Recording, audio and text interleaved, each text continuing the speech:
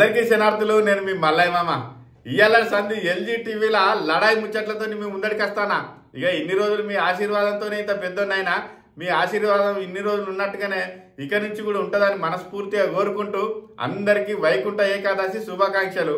ఇక తొలుత ఎల్జీ టీవీలో పేరుకు లడాయి ముచ్చట్లు ప్రోగ్రాం అయినప్పటికీ కూడా ముందుగానే లడాయి ముచ్చట్లు ఎందుకు అయ్యాలని ఇవాళ వైకుంఠ ఏకాదశి కాబట్టి పంజాగుట్ట దగ్గర ఉన్న ప్రగతి నగర్లో ఉన్న కోదండ రామాలయంకి వచ్చి ఎల్జీ ప్రేక్షకులు అందరూ సల్లంగా ఉండాలని, మా ఎల్జీ టీవీ కూడా మంచిగా డెవలపింగ్ కావాలి, మీ ఆశీర్వాదం ఉండాలని మనస్ఫూర్తిగా కోరుకొని పూజ చేయించిన వాళ్ళ వైకుంఠ ఏకాదశి విశిష్టత గురించి ఇక్కడ అయ్యగారు స్వామి చెప్పిండు. ఇక ఆయన మాటలు వినుండ్రి. మరి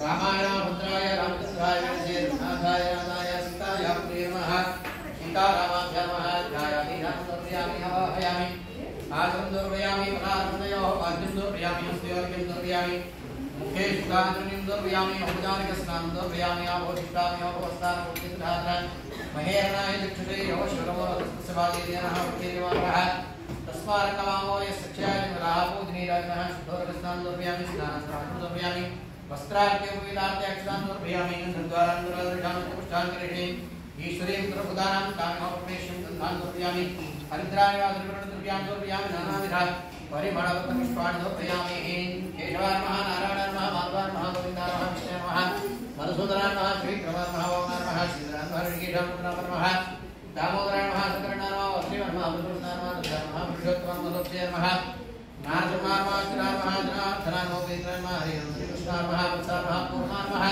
वराहाय नमः नारसिंहाय नमः वामनाय नमः रामाय नमः रामाय नमः विष्णाय नमः बुद्धाय नमः कल्पिने नमः नानाविधपुष्पाणि दर्पयामि धूपमान् ग्रापयामि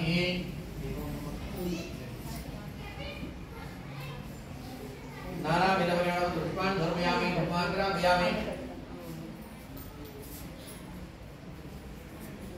ఈ పూజ తర్వాత వీళ్ళు ఉన్నప్పుడే ఆలయ విశిష్టత గురించి చెప్పండి, మళ్ళీ సపరేట్ కాకుండా.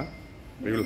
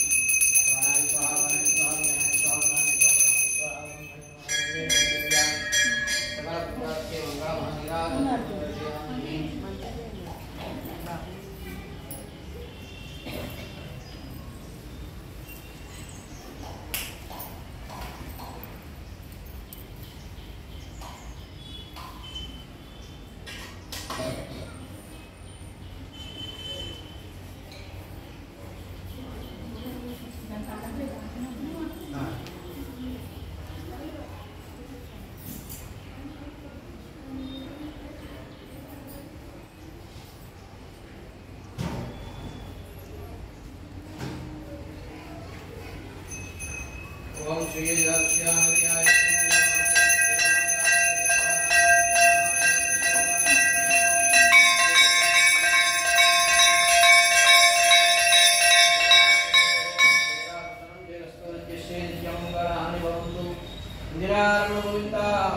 గోవిందా జై. प्रार्थना नमस्कारान् समर्पयामि.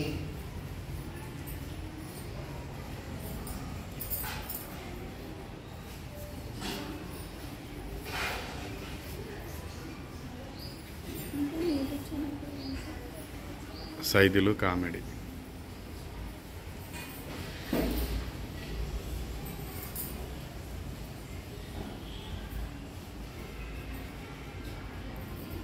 శ్రీరామచంద్ర పరబ్రహ్మణే నమః. ఈరోజు ముఖ్యంగా వైకుంఠ ఏకాదశి అని చెప్పేసి ఈరోజు స్వామివారిని విశేషంగా ఉత్తర ద్వార దర్శనం అని చెప్పేసి ముఖ్యంగా ప్రతి జీవి అనేది అందరూ కూడా స్వర్గ నరకాలు అనేది ఉంటుంది. కాబట్టి ప్రతి జీవి అనేది స్వర్గ నరకాలను చూసే వెళ్ళాలి. వాళ్ళ కర్మఫలం వల్ల కొందరు స్వర్గానికి వెళ్ళడం, కొందరు నరకానికి వెళ్ళడం జరుగుతుంది. కాకపోతే ప్రతి జీవి కూడా నరక దర్శనం అనేది చేసుకోవాల్సింది. ఖచ్చితంగా నరకానికి వెళ్తే స్వర్గానికి వెళ్ళాలి. ఎందుకంటే మనం చూస్తూనే ఉంటాం, ఉదయం లేవగానే దక్షిణాభిముఖంగా లేవకూడదు, దక్షిణాన్ని చూడకూడదు. ఎందుకంటే యముడి యొక్క స్థానం దక్షిణం కాబట్టి దక్షిణ దిశ యమస్థానం అంటే నరకం ఉంటుంది, ఉత్తర దిశగా స్వర్గం ఉంటుంది అనేది మనకు తెలిసినటువంటి విషయము. అందులో ఏంటంటే ప్రతి జీవి నరకం వెళ్ళి అక్కడ నరక దర్శనం చేసుకోవాలి. ఎందుకంటే ప్రతి వాళ్ళు అనుకుంటారు యమధర్మరాజు అనగానే ఏదో రాక్షసుల్లాగా ఉంటారు, వాడు చుట్టూ అంతా కూడా రాక్షసులే ఉంటారు అని చెప్పి. అలా కాదు, ధర్మాన్ని నడిపించేటువంటి వాడు యమధర్మరాజు కాబట్టి ఆయన ధర్మపరంగా ఆయన రాజ్యాన్ని పాలిస్తుంటాడు. కాబట్టి అక్కడికి వెళ్ళి మనం యమపురిని దర్శనం చేసుకున్న తర్వాతే మనకి ఏదైతే పుణ్యఫలం ఉంటుందో దాని నుంచి ఉత్తర ద్వారంగా మనం స్వర్గానికి వెళ్ళిపోతాము. కాబట్టి స్వామివారిని ఈ విశేష సమయంలో మనం ఉత్తర ద్వారం అంటే స్వర్గద్వారం అని చెప్పేసి, నరకం నుంచి ఉత్తరంగా వెళ్ళేది స్వర్గద్వారం ఉంటుంది. కాబట్టి నరక దర్శనం చేసుకోవాలి. దాని తర్వాత మనం ఉత్తర ద్వారం గుండా స్వర్గానికి వెళ్ళిపోవాలని చెప్పేసి. ఎందుకంటే ప్రతి జీవి నరకంలో ఉండాలని ఎవరు అనుకోరు, నేను ఇక్కడే ఉండాలి నరకంలోనే ఉండాలని చెప్పేసి ఎవరు అనుకోరు. ఏ జీవి అయినా కూడా స్వర్గానికి వెళ్ళాలనే కోరుకుంటారు. కాబట్టి నరక దర్శనం అయిన తర్వాత వెంటనే ఉత్తర ద్వారం నుంచి వెళ్ళడం వల్ల స్వామివారి దర్శనం కలుగుతుంది, మనకు స్వర్గం లభిస్తుంది. అందుకనే ప్రతి జీవి కోరుకోవడం ఏంటంటే స్వామివారి ఉత్తర ద్వారం నుంచి మనం స్వర్గానికి తీసుకెళ్ళనే ఉద్దేశంతో ఈ యొక్క ఏకాదశి రోజున మనం ఉత్తర ద్వారం కూడా స్వామిని దర్శించుకుంటున్నాం. అంటే ప్రత్యక్షంగా స్వర్గానికి వెళుతున్నాం అనే ఉద్దేశంతోనే మనకు ఉత్తర ద్వారం కూడా స్వామి దర్శనం ఉత్తర ద్వారం దర్శనం చేసుకుంటాం. నరకంలో చాలా విశేషమైనటువంటి శిక్షలు ఉంటాయి. అందులో వైతరణి నది అని ఉంటుంది.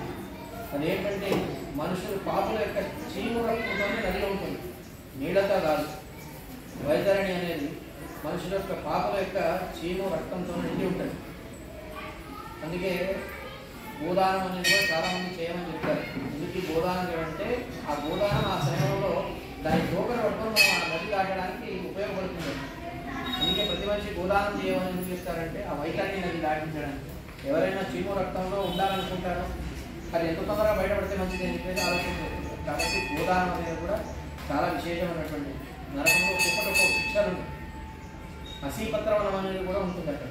అంటే జమ్మి చెట్టు చూసింటారు అందరు, జమ్మి ఆకులు ఎట్లా ఉంటాయి, చిన్నగా ఉండి చాలా ఉంటాయి. ఒకే దానికి కనీసం ఒక 20 ఆకులను ఉంటాయి, అవునా? అటువంటివి చాలా ఉంటాయి. మనకి ఆ ఆకులు ఎట్లా ఉంటాయో ముళ్ళు ఎట్లా ఉంటాయి. అసీపత్రం అనేది ప్రాణిని దాంట్లో పట్టుకొని లాక్కొని వెళ్ళిపోతుంటారు. మనం ఒక ముందు పుచ్చుకుంటే కాలు పుచ్చుకుంటేనే బాధ అనిపిస్తుంది, శరీరానికి ఇట్లా రాకుండా పెట్టడం అంటుంది. ఇవన్నీ కూడా నరకంలో ఉంటాయి. ఈ బాధను కూడా తప్పించాలంటే ఉత్తర ద్వారం కన్నా మనం స్వర్గానికి వెళ్ళాలి. కాబట్టి స్వామి అనుగ్రహం కలిగించాలని చెప్పేసి మనం ఉత్తర ద్వారం కన్నా స్వామి దర్శనం చేసుకోవాలని ఆ స్వామి మోక్షాన్ని ప్రసాదిస్తారు. కాబట్టి మనం ఆ ఉత్తర ద్వార దర్శనం చేసుకుంటే ఈ రోజు ఎవరైతే చేసుకుంటారో అటువంటి బాధలను కూడా వైతరణి నుంచి కానీ మిగతా ఏవైతే బాధలు ఉంటాయో వాటి నుంచి విముక్తి కలిగి ఉత్తర ద్వారం కూడా స్వర్గానికి వెళ్ళిపోతారని మన యొక్క పురాణాలంతా కూడా చెప్తుంది. కాబట్టి మనం ఈ రోజంతా కూడా ఉత్తర ద్వార దర్శనం చేసుకొని స్వామివారి అనుగ్రహం అందరికీ కలగాలని చెప్పేసి నమస్కారం చేసుకోవాలి. జై శ్రీరామ్. జై శ్రీరామ్. విన్నారు కదా, ఎల్జీ టీవీలో అయ్యాలటి సంధి ప్రతిరోజు రాత్రి 8:30కు లడాయి ముచ్చట్లతో మీ ముందడికి వస్తా. మరి ఆశీర్వదించుర్రి.